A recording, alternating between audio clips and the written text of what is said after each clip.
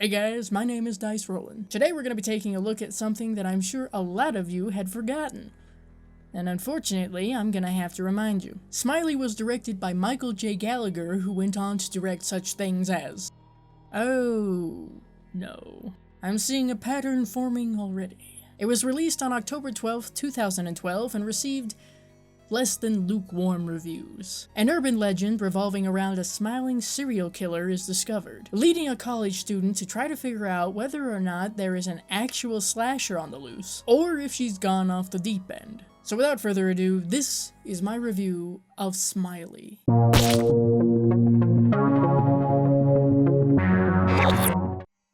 Brought to you by Fever Productions. As in, this whole thing is gonna feel like a fever dream. The movie begins with the favorite activity of any negligent babysitter that's gonna die horribly: texting.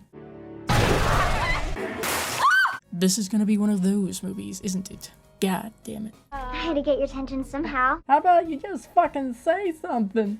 Like a normal person. Apparently, one of this girl's favorite activities, aside from causing cardiac events, is to spend time on a random person video chat site. I see such classy establishments such as Omegle and Chat Roulette wanted nothing to do with this film. This is where she tells her babysitter about an urban legend. According to the rules, you're supposed to enter a chat with a stranger and type, I shit you not, I did it for the lulz, 3 times. Sorry, Danny! This summons a killer known as Smiley, who will appear behind your chat partner. And what?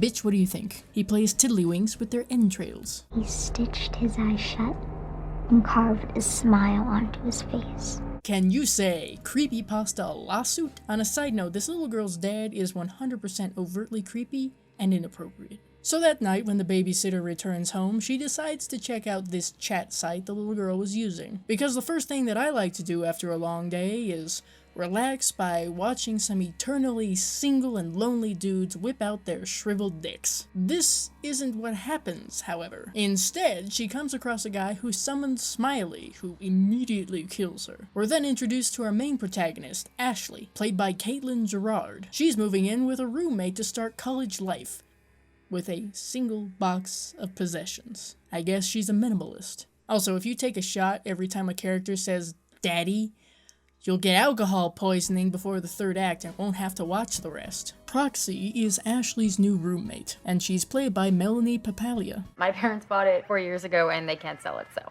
might as well have your daughter live in it instead of paying dorm fees, I guess. Oh, first world privileged white chick with mommy and daddy's money issues. Okay, I'm sorry. After this chunk of exposition, the two girls rush off to a party, as college kids in horror movies do in their free time. According to Proxy, this is actually more of a meetup of people in the area, who are also on a server on 4chan. Is that like an Asian dating site? I can't even claim this was a product of its time because this was made in 2012. Proxy and Ashley take a smoke break. Smoke weed every day. Which I would highly recommend if you're going to put yourself through this movie. I think I'm high on your marijuana. I believe I am inebriated on your Mary Jane. Can Smiley just embed his knife in her throat, please? So after this honestly very unnecessary scene, Ashley and Proxy finally arrive at the Not Party, which is hosted by Zane, played by Andrew James Allen. Zane is an incel, essentially, but Ashley's too stoned to notice, so... Wow. Ashley, honey, those are books. Say it with me now.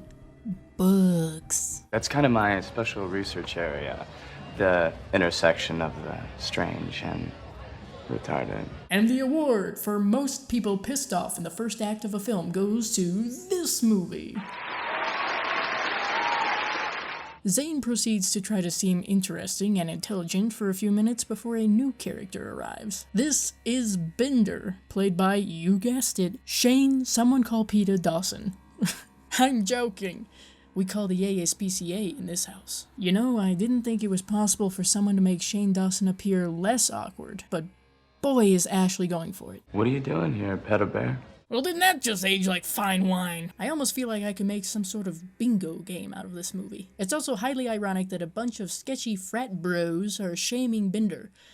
Just saying. After Bender is shunned from the party, Ashley learns about Smiley, and then we get a montage of alcohol poisoning. This in turn makes Ashley late for her first day of classes, the first of which is covering reason and ethics, both of which this movie lacks. Now, the actor playing Professor Clayton here, Roger Bart, can't carry this movie on his own, but damn if he isn't trying. To his credit, he's the only one I found to be tolerable. However, when it comes to his dialogue in class, I don't feel like it's helpful. Like, I know there are people out there who fully understand what he's saying, but for the most part, for me, it's just...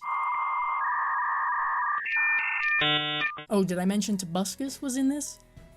Should I just quit now? Just relax, okay? It's college. Said no professor ever. Later that evening, Proxy shows Ashley a new Smiley murder video that's surfaced. Oh my god, this is so sick! Honey, welcome to the internet. It gets much worse from here. Rubbing their two collective brain cells together, Proxy and Ashley rationalize that this must be a prank. And to prove this theory, they decide that the only thing to do is hop onto a video chat site and try to summon Smiley. So if they are successful, that means that either some poor fucker gets jabbed in the spleen, or they themselves get knifed. I see this as a win-win. As with any site such as this, they eventually come across an individual displaying their dick. Let me do it.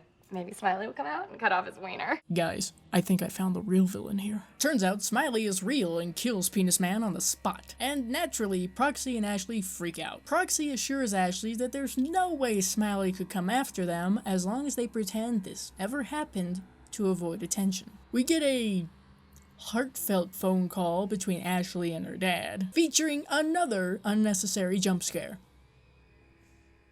Ashley returns to Professor Clayton's class the next day, where we're treated to some sciencey talk that's meant to tell us, well, I'm not exactly sure what. Ultimately, it amounts to telling the audience that Smiley is dangerous. You know, just in case you couldn't figure that one out by the way he's skewered about 3 people by now.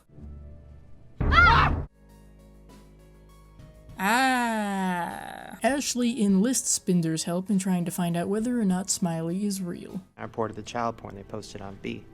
But I don't know, I just don't think stuff like that is ever funny.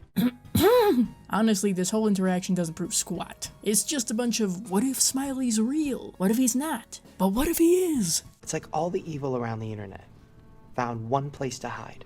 What's your number? That physically hurt me. Wow. And with that bit of over, it's time for another party at Zane's. Proxy informs Ashley that this will help them forget about the fact that they caused a man's death. And if Ashley drinks like she did last time, then I'm sure she will. Ashley ends up talking with Zane and a couple other frat boys who, I swear to the gods, never mentally grew past the age of 14. As it turns out, Zane believes the same thing that Ashley does, in that the guy she and Proxy inadvertently summoned Smiley on is in fact dead. And he knows it was Ashley who typed,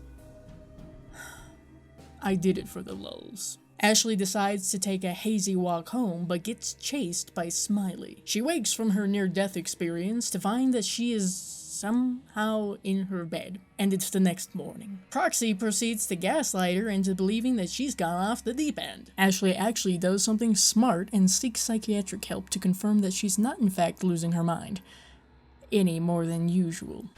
Did you tell? Alright, that's it! Unfortunately for Ashley, Proxy brings news of another victim of Smiley's. Meeting up with Zane, they learn that the situation is even worse than they thought, because in Zane's infinite hacking ability, he couldn't find a thing about Smiley, and who he might be. But they do know this for sure. Smiley is real in some capacity, and he's after them. During the next class, because apparently Ashley only seems to attend Professor Clayton's, we get more scientific exposition. The most likely explanation is usually the right explanation. Gee, I'm glad these lessons exist solely to try to spell things out for Ashley and the audience. Once again, Ashley returns to the library, and once again, Bender scares the shit out of her. I'm seeing a pattern. And more discussion over shit we already know. Thank you. Ashley then spends a portion of the night shuffling through strangers on the chat site until what seems to be Smiley appears. This interaction is cut short by Proxy, who's none too happy with Ashley. You need to stop! Another trip to the psychiatrist, and Ashley gets a prescription for tranquilizers. which sound pretty good right about now. Next stop is Professor Clayton's office for some theoretical nonsense and existentialism. Afterwards, it's the perfect time to go to the library and study. However, at the appearance of Smiley literally sliding across her screen, Ashley obliterates her laptop. A reasonable reaction for a college student, I'd say. This calls for a tranquilizer and a nice nap. Unfortunately, those drugs don't do shit to help with nightmares. We get some patching up between Proxy and Ashley, after Ashley accidentally breaks Proxy's nose. Ashley finally calls the police to report the murder she caused, and wait a minute, what the hell are you doing here, Mr. David? Actually, I'm not really upset because he summarizes how I feel about this movie pretty well. I'm gonna tell you the part I'm having a hard time with. All of it. Now obviously the police don't take Ashley's explanation seriously and send her on her way. So she goes to Binder for a replacement computer. Hey, being a total nerd is good for something, right? You're not a nerd. You're more of a dick, really. This is the dungeon. I am the dungeon master. Unfortunately, the dungeon master never gets the princess. A series of potential retorts just flash through my mind, and none of them are appropriate. Speaking of not appropriate, Proxy leaves to her parents' house, which means that Ashley is on her own, for the most part. The problem is Zane is MIA, so Ashley goes to investigate only to find that Smiley got to Zane first. She grabs Zane's gun and calls the police, but surprise, the police still don't believe her. So Ashley comes up with a plan. She has Proxy summon Smiley so that she can face him in person. When a figure attempts to get into the house, Ashley doesn't hesitate to shoot them, but turns out it was Binder. I mean, I'm not saying that's a bad thing. Smiley appears and finishes the job. I'm gonna pause right there for a moment to make a prediction. This whole Smiley thing is an elaborate scheme. Zane and Proxy are part of it, and Binder is not, in fact, mortally wounded. Okay, let's keep going. There's only 10 minutes left, god damn it. I guess Ashley's trigger finger ain't working so great now, so she runs away from these multiple Smileys, discovers the gun is now empty, and launches herself out the second-story window. We get a chunk of pretentiousness provided by Professor Clayton. And here's the big reveal. All these 4chaners were the Smiley killers committing these murders. Proxy, Zane, and Binder were in on it. I'm feckin' psychic. Come on, I didn't even get a fucker. Oh, well, she's not going anywhere. Oh, really? We're gonna add necrophilia to the list? Alrighty then. So essentially, we get Shane Dawson feigning pain and injury in order to manipulate someone. And he's the one behind these attacks on innocent people. Everybody leaves the scene of the crime after chanting, "For the lulz." I swear to the gods, this movie has caused me to develop a knee-jerk reaction of embedding my fist into anyone's face who says lulz. Zane sticks around to chat with Proxy for a bit. He fucks around with her by typing "I did it for the lulz" 3 times in the chat, which just so happens to summon the real Smiley, killing Proxy. The end. Am I done? Let's start off with the plot, shall we? I feel like this could be categorized with a lot of other late 2000s, early 2010s horror movies. The kind that use the urban legend come to life trope. One of those movies where when you mention it, the person you're talking to goes, "Oh yeah." The movie surrounds that concept and disregards character development, and making the story make sense. The reliance on jump scares was pretty heavy-handed too. Don't get me wrong, a jump scare can be put to good use, but in this movie it was used all the damn time. The plot had potential. It really did, but they dropped the ball pretty early on. Plus, it wasn't hard to see what the twist was going to be way before the 3rd act. You know, I almost hate to say this,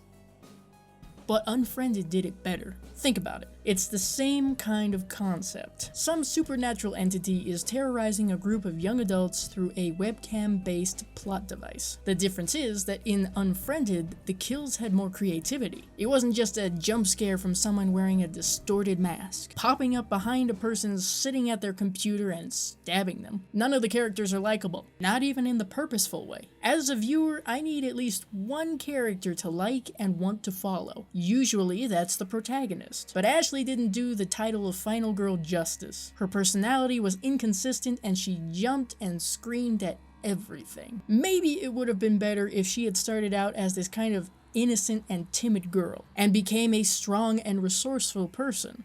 You know, like a final girl? Another issue that I have is the whole dead mom trope. It's used a lot, but here it pretty much serves as Ashley's backstory, and that's all we get. Her mom took her own life and that fucked her up, which is fair, but...